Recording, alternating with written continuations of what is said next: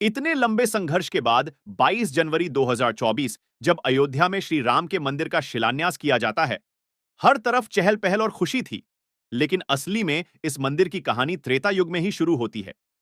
कहा जाता है कि अयोध्या के राजा दशरथ, जिनके यहां विष्णु के अवतार श्री राम ने जन्म लिया था, राजा दशरथ ने कई वर्षों तक अयोध्या पर राज किया। राजा दशरथ की मृत्यु और वनवास के बाद श्री राम ने अयोध्या पर 11,000 वर्ष तक राज किया। लेकिन जल समाधि लेने से पहले श्री राम ने अपने पुत्र और तीनों भाइयों के पुत्रों में बराबर से राज्यों को बांट दिया और बैकुंठ धाम चले गए। पर मुख्य अयोध्या का राज्य कुश को मिला था। इसी के कारण कुश का साम्राज्य कई वर्षों तक चलता रहा। और इसी साम्राज्य से शुरू होती है अयोध्या के राम मंदिर की कहानी।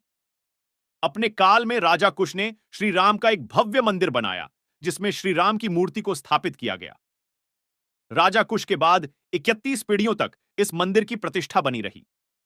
लेकिन धीरे धीरे यह अपनी पहचान खोता गया और मंदिर की हालत देखते ही देखते खंडहर में बदल गई। कई वर्षों के बाद अपने शासनकाल में राजा विक्रमादित्य अयोध्या आते हैं और इस मंदिर का दोबारा से पुनः निर्माण करते हैं। एक बार फिर से इस मंदिर को एक नया रूप मिल जाता है। लेकिन फिर से कुछ वर्षों के बाद जब भारत में मुगल अपना पैर पसार रहे थे, तब सन 1528 में बाबर भारत में आता है और सभी हिंदू मंदिर तुड़वाने का आदेश देता है। लेकिन हिंदू समुदाय के लोग वहां पर भीड़ जमा कर लेते हैं और उन्हें ऐसा करने से रोकते हैं। लेकिन बाबर की सेना के आगे वह कुछ नहीं कर पाते और मंदिर को तुड़वाकर वह फिर 1767 मशीनरी जोसेफ रिफेनथेलर ने एक पुस्तक लिखी, जिसमें लिखा था, मस्जिद की जगह पहले राम का कोट मतलब राम का किला था, जहां श्री राम का जन्म हुआ था। इसी के साथ शुरू होती है हिंदू और मुस्लिम समुदाय की धार्मिक हिंसा।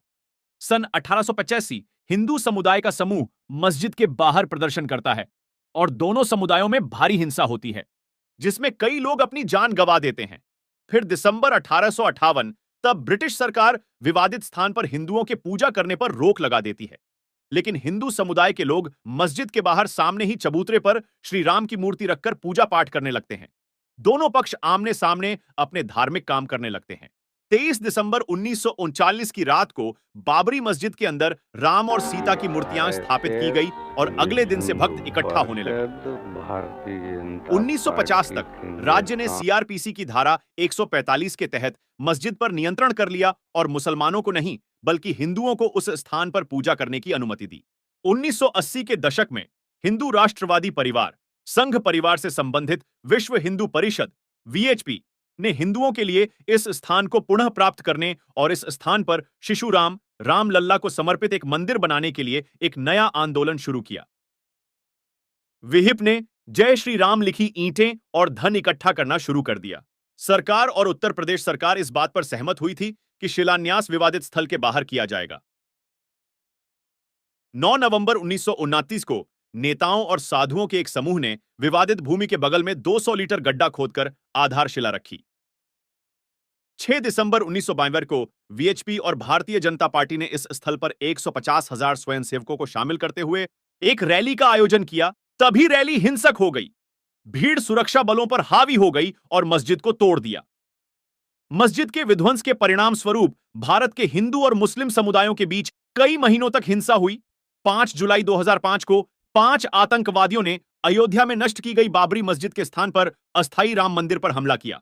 भारतीय पुरातत्व सर्वेक्षण 1978 और 2003 में की गई 2 पुरातात्विक खुदाई में इस बात के सबूत मिले कि साइट पर मंदिर के अवशेष मौजूद थे। इन वर्षों में विभिन्न शीर्षक और कानूनी विवाद हुए, जैसे कि 1973 में अयोध्या में निश्चित क्षेत्र के अधिग्रहण अधिनियम का पारित होना। 2019 में अयोध्या विवाद पर सुप्रीम कोर्ट के फैसले के बाद ही यह तय हो गया था कि विवादित जमीन राम मंदिर निर्माण के लिए भारत सरकार द्वारा गठित ट्रस्ट को सौंपी जाएगी। ट्रस्ट का गठन अंततः श्री राम जन्मभूमि तीर्थ क्षेत्र के नाम से किया गया। 5 फरवरी 2020 घोषणा की। भारत सरकार ने मंदिर निर्माण की योजना स्वीकार कर ली है। आखिर में इतने लंबे संघर्ष के बाद 5 अगस्त 2020 को मंदिर का शिलान्यास किया जाता है और 4 साल 1 महीने 2 सप्ताह और 5 दिन के बाद इस मंदिर का निर्माण कार्य खत्म हो जाता है और अंत में 22 जनवरी 2024 को बड़ी धूमधाम से इस मंदिर में श्री रामलाल की मूर्ति को स्थापित किया जाता है।